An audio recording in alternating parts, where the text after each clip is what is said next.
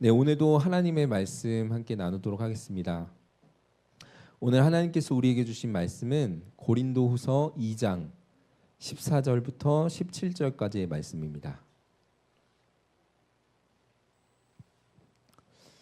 고린도후서 2장 14절에서 17절까지의 말씀. 우리 한 절씩 교독하여 읽고 마지막 17절 말씀은 우리 한 목소리로 읽도록 하겠습니다. 항상 우리를 그리스도 안에서 이기게 하시고 우리로 말미암아 각 처에서 그리스도를 아는 냄새를 나타내시는 하나님께 감사하노라.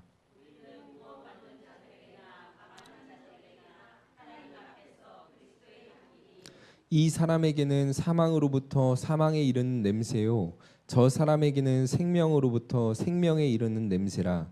누가 이 일을 감당하리요? 하나님의 말씀을 혼잡하게 하지 아니하고 곧 순전함으로 하나님께 받은 것 같이. 아멘. 저는 오늘 이 고린도후서 2장 14절에서 17절 본문 말씀으로 그리스도의 향기가 되어 그리스도의 향기가 되어라는 말씀에 하나님의 말씀을 나누려고 합니다. 여러분은 혹시 과거 우리나라에서 개봉되었던 기생충이란 영화에 대해 혹시 들어보신 적이 있으신가요? 혹시 들어보신 분 손 한 번만 들어봐 주실래요? 혹시 한 번도 못 들어보신 분 계신가요? 괜찮습니다. 네. 이 영화는 아카데미 시상식에서 무려 4개의 상을 수상을 하면서 우리나라의 위상도 높이고 또 전 세계적으로 그 작품성을 굉장히 인정을 받은 유명한 작품입니다. 그런데 이 영화에 등장하는 장면 중에는 원래 엄청나게 가난했던 주인공 송강호가 어느 부잣집 운전기사로 위장 취업을 하기 위해서 비싼 옷을 입고 걸음걸이도 막 부자인 것처럼 흉내를 내고 말투도 굉장히 점잖아 보이게 연습을 하는 그런 장면이 등장을 하고 있어요. 그리고 이런 노력 끝에 결국에 이 송강호가 그 부잣집에 위장 취업이 돼서 그리고 한 부자의 운전기사로서의 생활을 하게 되는데 이 위장 취업이 성공을 했다 보니까 이 송강호는 속으로 모두를 다 속였구나, 성공했구나라고 생각을 하고 있었어요. 그런데 그가 모시게 된 그와 같은 차에 타고 있던 진짜 부자가 어느 날 그의 모습을 가만히 보다가 속으로 이런 생각을 하는 겁니다. 왜 저 사람에게선 가난한 사람들에게서 나는 그런 쾌쾌한 냄새가 나는 걸까? 분명 번듯해 보이고 비싼 옷을 입고 있고 분명히 흉내 말투나 뭐 걸음걸이나 이런 모든 것들이 점잖은 사람처럼 보이는데 왜 저 사람한테선 가난한 사람에게 나는 그런 불쾌한 냄새가 나는 걸까? 이것은 아무리 걸음걸이를 우리가 바꾸고 비싼 옷을 입고 말투를 연습을 해서 부자인 척 할 수는 있지만 그 사람에게서 맡아지는 고유한 냄새만큼은 도저히 감출 수 없는 것임을 우리에게 알려주고 있는 겁니다. 제가 어릴 때 이런 적이 있었어요. 하루는 아버지가 양치를 하라고 말씀을 하셨는데 그런 날 있잖아요. 양치가 너무 하기 싫은 날. 그래서 아버지가 잠시 후에 경준아 양치했니? 라고 물으셨을 때 저는 안 했지만 네 라고 대답을 했었어요. 그런데 그런 제게 아버지가 그럼 칫솔을 가져와 봐 라고 말씀을 하셨고 저는 물이 묻혀져 있지 않은 그 칫솔로 인해서 결국에 아버지께 회초리를 맞게 되었습니다. 그리고 다음 날 저는 또 아버지의 양치하라는 말에 이상한 오기가 생기더라고요. 그래서 오늘은 한번 안 걸려봐야지 하고는 화장실에 들어가서 칫솔에 물을 묻히고 아버지가 양치를 했냐고 질문을 하시기만을 기다리고 있었습니다. 아니나 다를까 얼마 뒤에 아버지가 제게 양치를 했냐고 물으셨고 저는 전날보다 더 힘차고 자신 있게 아버지께 네 라고 대답을 했어요. 그런데 이때 아버지가 제게 뭐라고 말씀하셨을까요? 그럼 하 해봐. 저는 이날 결국 아버지의 그 지혜에 감탄할 수밖에 없었고 결국에 감춰지지 않은 그 입냄새로 인해서 또다시 아버지께 회초리를 맞게 됐습니다. 이것처럼 아무리 우리가 화려하게 치장을 하고 양치를 한 것처럼 칫솔에 물을 묻혀도 우리의 몸에 남아있는 냄새라는 고유한 것은 아마 감출 수가 없는 것 같아요. 그런데 오늘 우리가 읽은 이 본문 안에는 앞선 이런 이야기들과 조금은 분위기가 다를 수도 있지만 우리가 만약 예수 그리스도를 진정으로 믿고 따른다면 우리 안에 아무리 감추려 해도 감춰지지 않고 이 땅에 반드시 나타내게 될 한 가지의 냄새, 그 냄새에 관한 이야기가 등장을 하고 있습니다. 그렇다면 이 냄새는 과연 무엇일까요? 오늘 우리가 읽은 고린도후서 2장은 자신을 배척하던 수많은 적들에게 바울이 자신의 사도성을 입증하기 위해서, 그리고 그가 고린도 교회에 간절히 호소하는 마음의 내용들이 그 편지 안에 담겨 있습니다. 그런데 이런 편지를 작성하던 와중에 바울이 자신의 삶에 감사하다고 느끼는 한 가지의 것을 사람들에게 전해주는데, 그게 바로 오늘 우리가 읽은 본문 14절에 이렇게 등장하고 있는 거예요. 우리 함께 한번 읽어볼까요? 시작. 항상 우리를 그리스도 안에서 이기게 하시고 우리로 말미암아 각 처에서 그리스도를 아는 냄새를 나타내시는 하나님께 감사하노라. 이 내용을 보다 자세히 이해하기 위해서는 먼저 이 본문이 쓰여지던 배경 속에 한 문화에 대한 이해가 필요한데요. 이 본문이 쓰여지던 당시에 로마의 장군들이 전쟁에서 승리를 하고 돌아오면 항상 거리에는 군인들의 승리를 축하하기 위해서 개선 행렬이 이어졌었다라고 합니다. 화려한 축제처럼 온 도시에 막 꽃잎들이 뿌려지고 나팔수들이 악기를 불고 포로로 잡아온 사람들의 뒤를 이어서 로마의 군사들이 들어오면 만세 승리자여라고 사람들이 외치며 그들의 승리를 기념을 했었던 것이죠. 그리고 무엇보다도 이 개선 행렬을 진행할 때면 로마 거리에는 향기로운 향을 태웠는데 이때 이 향의 냄새를 맡으면서 당시의 사람들은 우리의 로마 장군들이 승리를 했구나 라는 그 사실을 알고 그 승리를 마음껏 만끽했었다라고 합니다.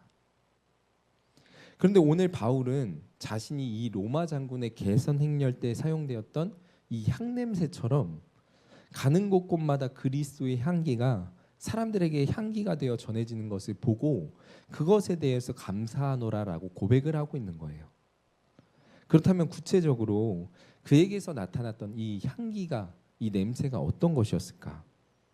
먼저 그에게서 나타났던 첫 번째 향기는 바로 예수 그리스도의 승리를 나타내는 냄새였습니다.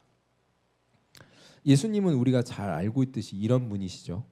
십자가에서 모든 죄와 사망의 권세를 이기시고 역전시키신 분. 초기 기독교 환란의 시기를 돌아보면, 그리고 또 우리나라 초기의 기독교의 모습을 보면 신기하게도 그야말로 가장 가난하고 헐벗었던 사람들이 모여서 예배를 드리던 시기가 바로 그 초기 기독교의 시대의 모습이었습니다. 그런데 가장 비루하고 초라한 사람들이 예수님을 믿고 절망과 고난이 아니라 이기고 승리하는 사람들의 모습으로 살아가는 것을 보자 주변에 많은 사람들이 찾아와서 그들에게 물어보는 거예요. 도대체 너희는 가난하고 우울하고 절망적인 상황 속에서도 기쁨으로 살아가고 이긴 자의 모습으로 살아갈 수 있는 그 이유가 무엇이냐? 그리고 이때 이 사람들에서 입에서 고백되어진 그 예수 그리스도라는 분의 승리가 그들이 이긴 자로서 살아갈 수 있는 이유임을 사람들에게 전해주고 그들로 하여금 많은 사람들이 주님 앞으로 돌아오는 기적들이 그 초기 기독교의 역사 속에 일어났던 것이죠.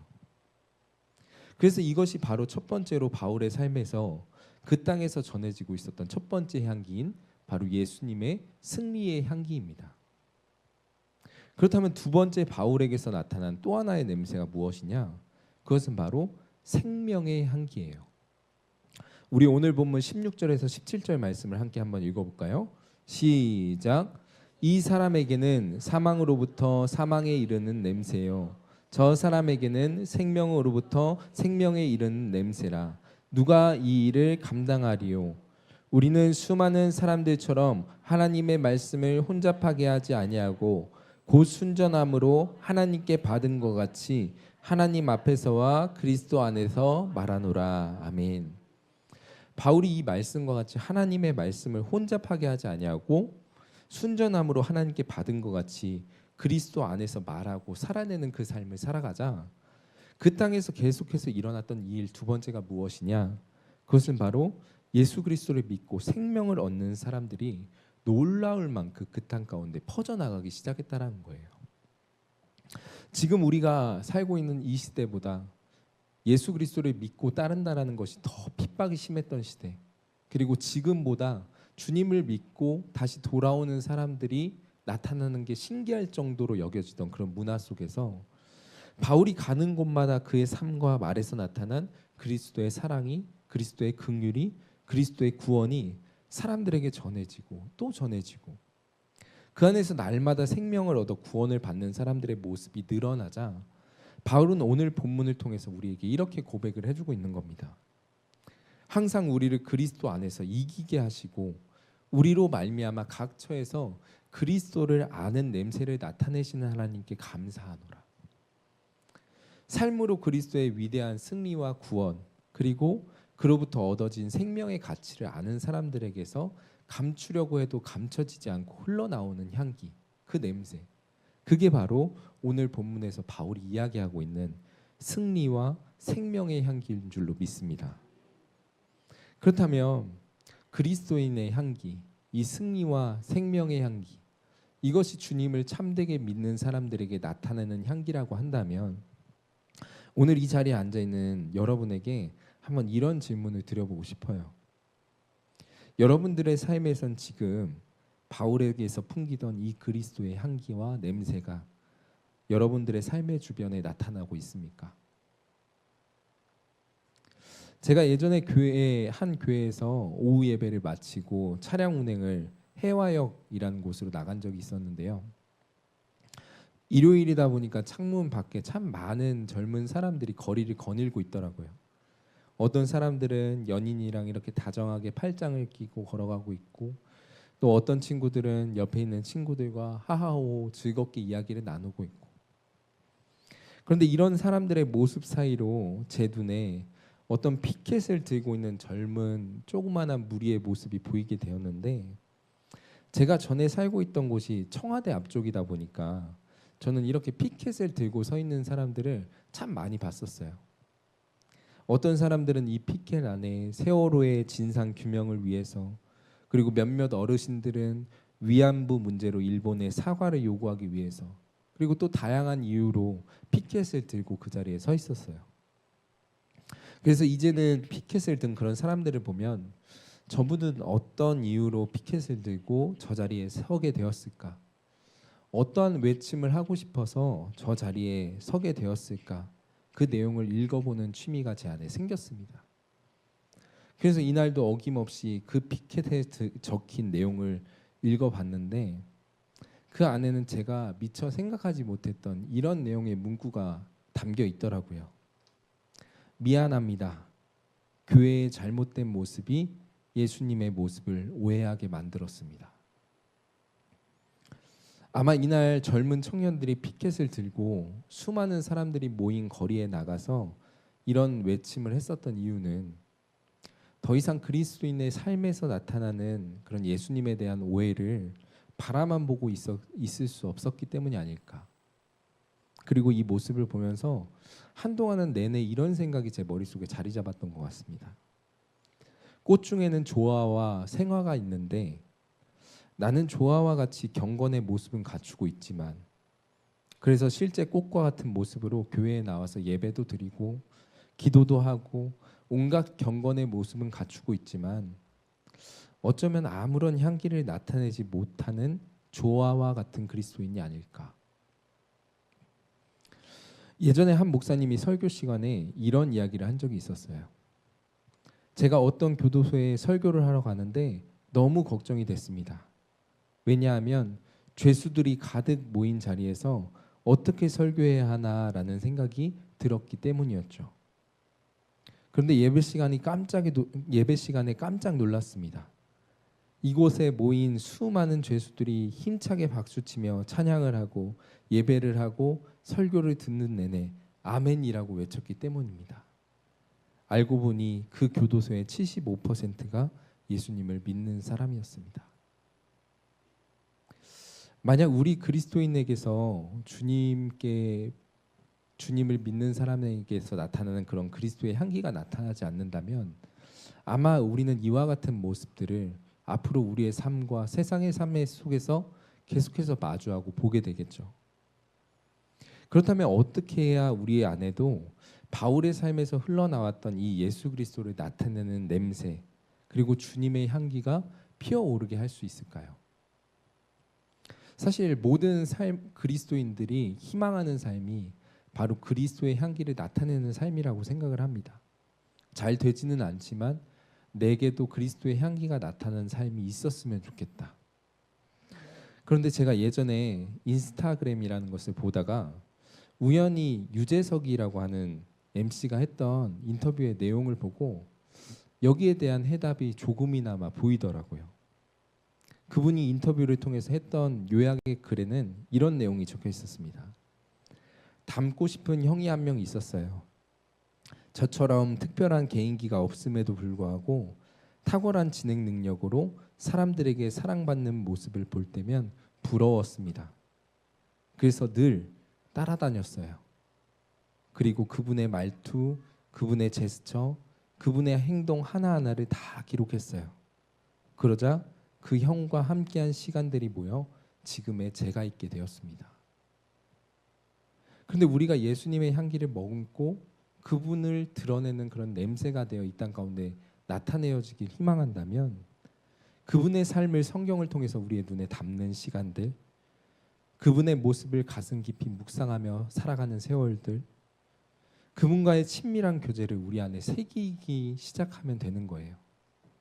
그분의 모습이 이 성경 속에서 어떻게 드러났는지, 그분이라면 어떻게 살아갔을지, 그분이라면 지금 내 삶에 어떤 것을 요구하고 계실지. 제가 어릴 적 많은 책을 읽었던 것은 아니지만 요즘도 가끔 기억나는 책 중에는 그 청년 바보 의사라는 책이 있습니다. 이 책의 주인공 안수연이라는 사람은 고대에 나온 그런 의사예요. 그런데 그는 유행성 출혈로 인해서 33살 젊은 나이에 세상을 떠나게 됐는데 이 젊은 한 사람의 죽음에 무려 4천 명이 넘는 사람들이 찾아와서 그의 죽음을 애도했다라고 합니다. 아니 젊은 의사 한 사람이 죽었는데 왜 이렇게 많은 사람들이 찾아왔을까? 그런데 사람들은 장례식장에서 오가는 짧은 대화들을 통해서 그의 삶이 어떠했고 그렇기 때문에 이렇게 많은 사람들이 와서 조문을 했는지를 발견할 수 있었다고 합니다. 한 할아버지가 영정사진 앞에서 꺼이꺼이 울면서 이랬어요. 나는 저 청년 의사가 일하던 병원 바로 앞 구두방에서 일했는데 저 청년은 멀쩡한 구두를 가지고 와서 필요 없이 돈을 더 주고 내 손을 꼭 잡곤 할아버지 춥지 않으세요? 항상 힘내세요. 그런데 할아버지 예수님을 믿으면 너무 행복해요 라고 말을 하고 돌아갔다라고 합니다. 또 어떤 사람은 이렇게 말을 해요. 나는 이 청년 의사 때문에 예수님을 믿었다고 하는데 한 아주머니가 이제 영정사진 앞에서 꺼이꺼이 울면서 말을 하는데 이 아주머니는 안수연 씨가 일하던 병원 청소를 하시던 분이었대요. 그런데 항상 이 아주머니가 카트를 끌고 가면 한 번도 빠짐없이 그 카트를 밀어주면서 이 아주머니에게 이렇게 말을 건넸다라고 해요. 아주머니 힘드시죠? 제가 드린 비타민은 잘 드시고 계세요? 그런데 제가 드린 비타민보다 예수님은 훨씬 더 좋은 분이세요. 그리고 또 어떤 가족은 한 아이의 사진을 가지고 와서 울면서 이렇게 말을 하더랍니다. 아이가 태어나는 날 인사도 못 드리고 왔는데 병원 차트를 보고 집에 찾아와 아이의 생일을 축하해주고 가셨던 그 성혜님의 모습이 계속해서 떠올라요. 그분이 보여준 사랑으로 저는 예수님을 믿게 되었습니다.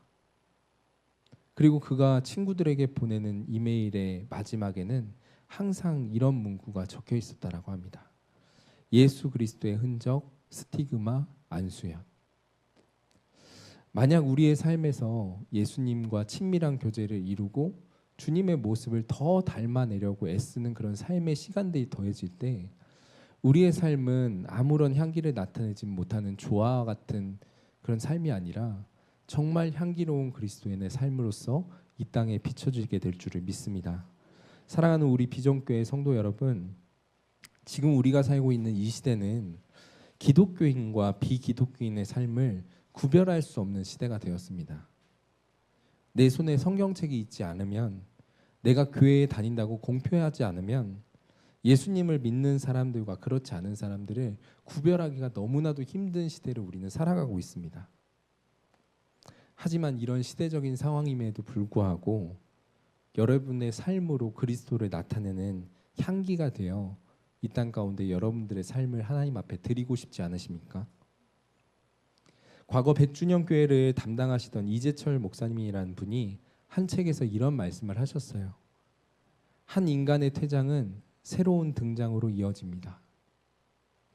간절히 소망하는 것은 언젠가 우리의 호흡은 멈추고 우리의 인생에도 이 퇴장이라는 시간이 다가오게 될 텐데 우리의 퇴장이 새로운 등장으로 이어지는 삶이 되기를 주님의 이름으로 축복합니다.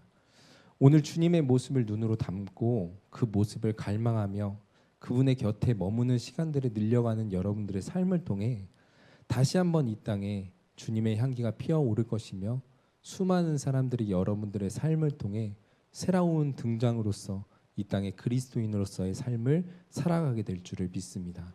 그러한 삶을 결단하시고 살아내시는 저와 여러분들 모두가 되길 주님의 이름으로 축복합니다.